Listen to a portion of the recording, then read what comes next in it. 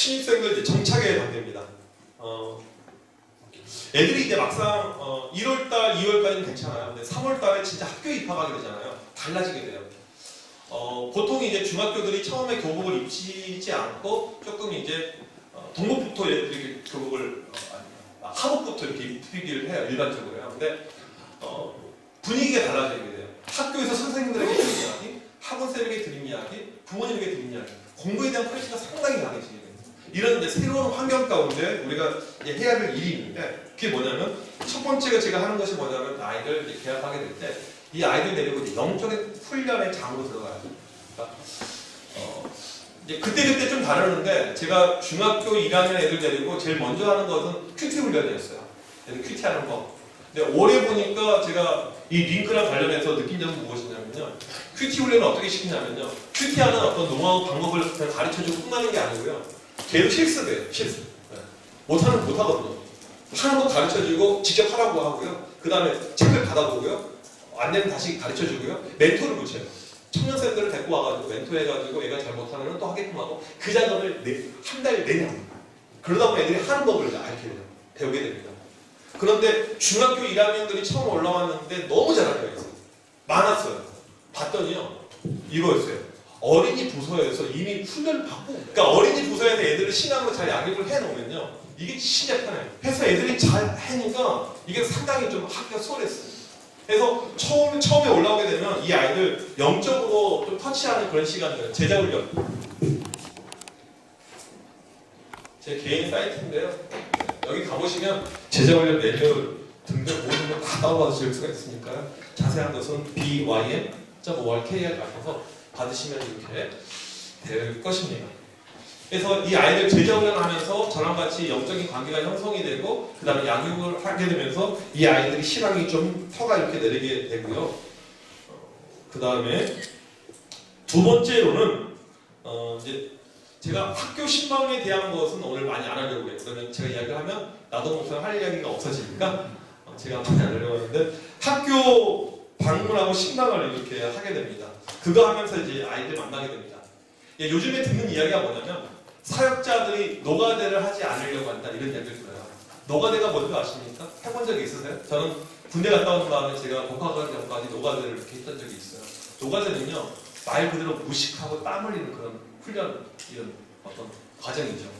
사역의 노가대는 뭐냐면요 내가 움직이면서 땀을 흘리는 것이 사역의 노가대인데 그런 게 상당히 주저해요. 우선은 시간을 내야 돼요.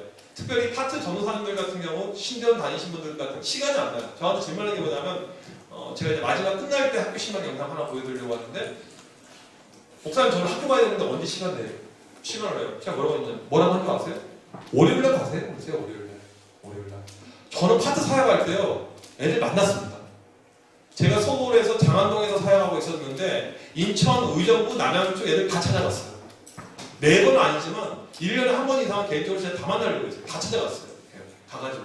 그러니까 학교 사역을 제가 지금 처음 한 것이 아니고 보니까 아주 옛날부터 그렇게 애들을 하게 이렇게 되었더라고요. 그래서 아이들을 만나야 됩니다. 힘들어도 만나야 돼요. 아이들 만나서요. 하는 것은 단순해요. 그러니까 이 아이들을 이제 뭐 대그룹으로 만날 수가 있고 소그룹 만날 수도 있고 개인적으로 만날 수도 있는데 어떤 모양이든지 제가 그걸 말씀드리려고 하는 건 아닙니다. 그런데 애들 만나는 특징 해야 될 거예요. 뭐냐면 반드시 간식이 있어야 됩니다.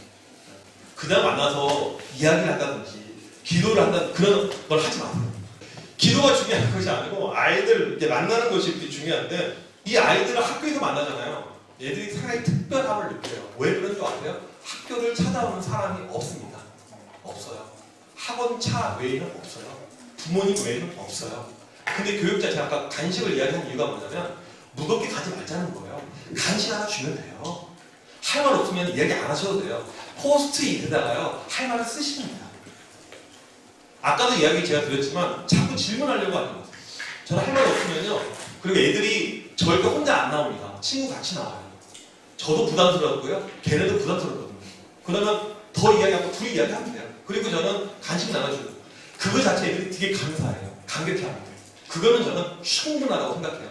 이렇게 중학교 학교나 이렇게 가서 애들을 만나잖아요. 반가울 때 만날 수가 있고 학원에서 만날 수가 있고 내가 좀 담력이 있으면 점심에 만날 수 있어요. 왜 담력 이야기를 했냐면 저는 학교 신방을 점심에 했는데 학교에서 되게 싫어하는 건데 제가 계속 해왔어요.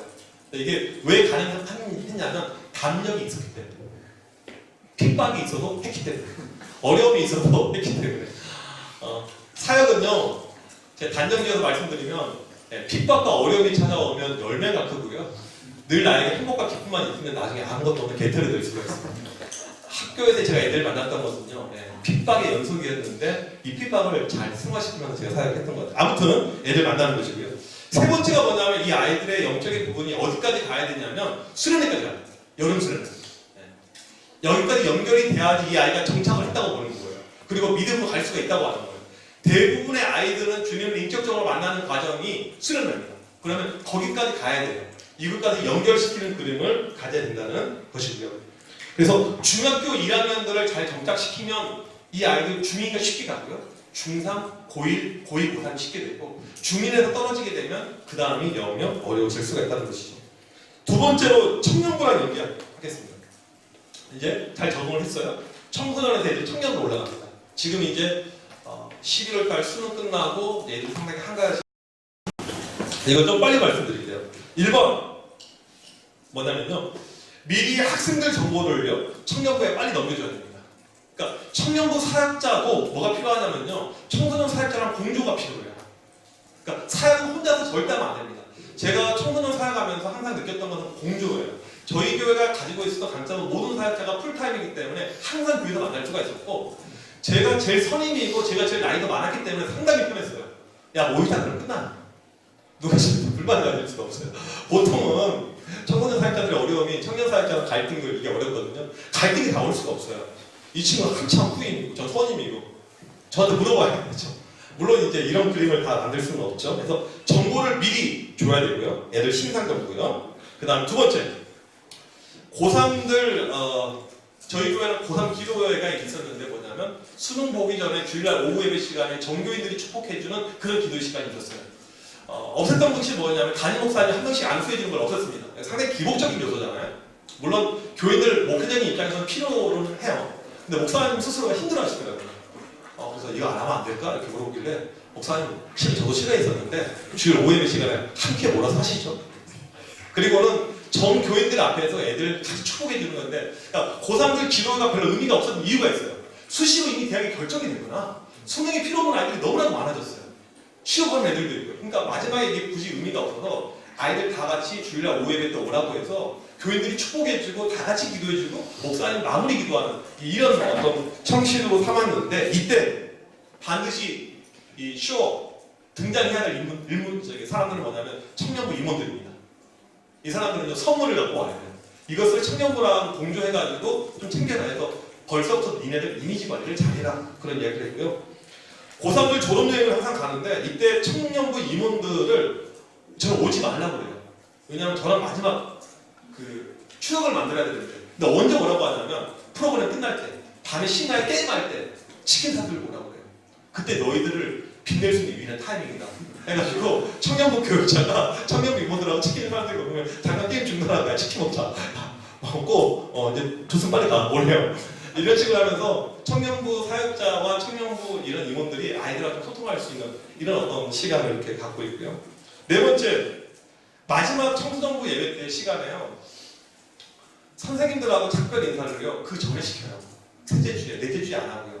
그리고 그 마지막 때 주 시간은요 정말 좋은 골든 타임인데 청년부 임원들이 와서 청년부 설명회를 하게끔 해요. 그래서 분박분들을 안 해요. 그러니까 마지막 때 주에는 애들 졸업식 딱 하고요, 끝나자마자 옆에 있는 공간으로 애들 다 보내요. 그리고는 거기서 애들 다 모여져 있는 상태니까 청년부를 소개를 합니다. PPT로 통해서 이렇게 청년부에서 여기 와야 됩니다. 이런 시간을 갖게 되고요. 그 다음에 12월 달 안에 뭘 하냐면 신입생들 오리엔테이션을 해요. 1박 2일로 교회에서 이렇게 오리엔테이션해서 주로 게임들하고 임원들하고 좀 재미난 이런 시간을 갖게 하고요. 그 다음에 여섯 번째 또 무엇을 만드냐면 청년부 안에 이 신입생들 특별 관리팀을 두게 됩니다. 이게 상당히 중요해요. 항상 질문하는 것이 무엇이냐면 졸업한 다음에 몇 %가 청년부에 자리가 옵니까? 이런 질문들을 많이 하고 우리가 주고받고 하잖아요. 근데 보니까 이건 어떻게 관리하느냐에 따라서 달라져요. 이제 저희가 1청인데 1청이 평균 출석이 한 150명 정도 이렇게 모이는 이런 그룹이에요. 근데 이제 수련회 때 가게 되면 신입생들이 올라온 수련회를 보게 되면요, 겨울 수련회 가는 인원의 절반이 신입생들이에요. 다 가니까.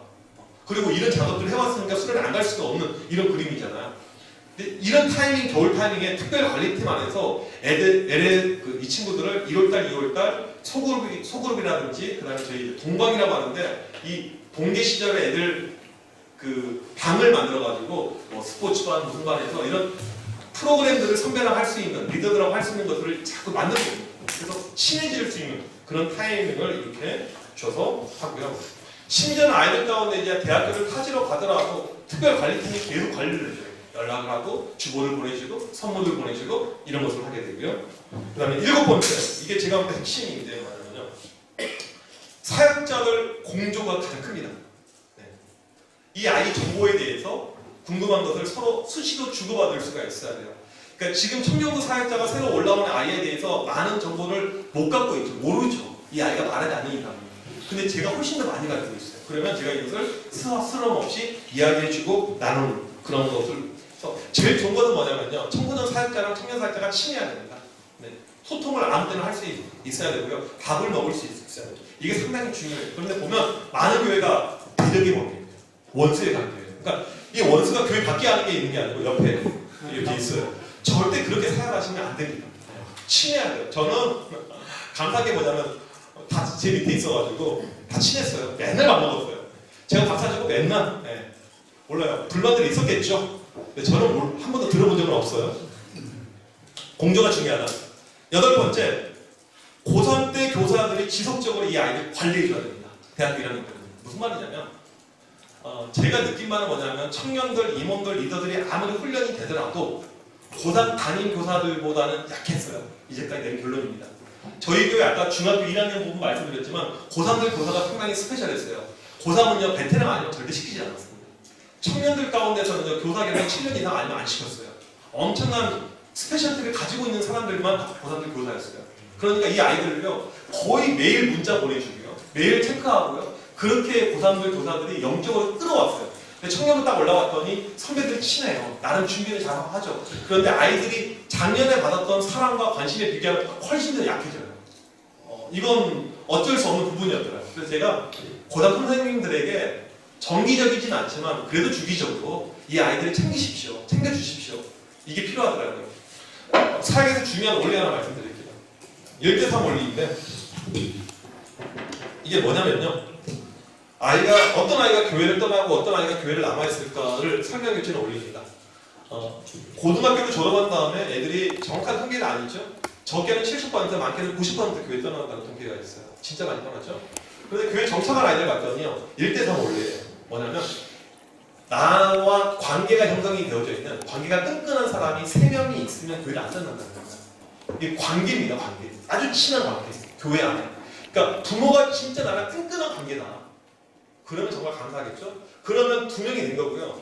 교육자랑 친하다 그러면 얘는 교회 남아있는 거. 근데 일반적으로는요, 부모들이 그 관계를 많이 못 만들어요. 교회 교사, 교회 친한 선배 형, 교육자, 이 3명이 이렇게 있어야 되는 거예요. 그래서 이 선생님들이 그 관계를 조금 연장해서 유지해주면, 그러니까 청년부 사역 안에 들어오진 않지만 관계적인 흐름을 유지해주면 이 친구들이 교회에 정착하고 남을 수 있는 확률이 매우 크다는 것이고요. 마지막으로 9번째, 청소년 사역자도 은근히 아이들을 챙겨줘야 돼요. 은근히나 많이 집중하셔야 돼요. 대놓하게 되면요, 청년부 사역자라면 겹치고요, 희라고 부담을 좀 갖게 돼요. 은근히. 그러니까 애들이 이제 기숙사에 들어가고 타지에 있으면 은근히 한번 연락을 한 거죠. 어때? 학교생활 잘 하거든요. 그러니까 이게 선을 잘 그으셔야 돼요. 그러면서 또 애들 만나서 뭐 커피 마시고 이렇게 가게 되면 이건 이제 사역의 영역에 들어가게 되는 거라서 이쪽 사역자가 이것을 동의해주면 상관없어요. 근데 일반적으로는요, 내가 싸움을 엄청나게 잘하지 않은 이상은 동의 안 해줄 거예요. 그래서 그냥 은근히 조금 산발적으로 한 번씩 챙겨주면 애들이 정말 좋아합니다. 그래서 그 정도 하게 되면 그래도 이 친구들이 잘 정착할 수 있지 않을까, 그렇게 생각을 하게 됩니다. 제가 학교에 대한 것도 갖고 오긴 했는데 시간도 됐고 남목사님 하시라고 여기까지 마치도록 하겠습니다. 감사합니다.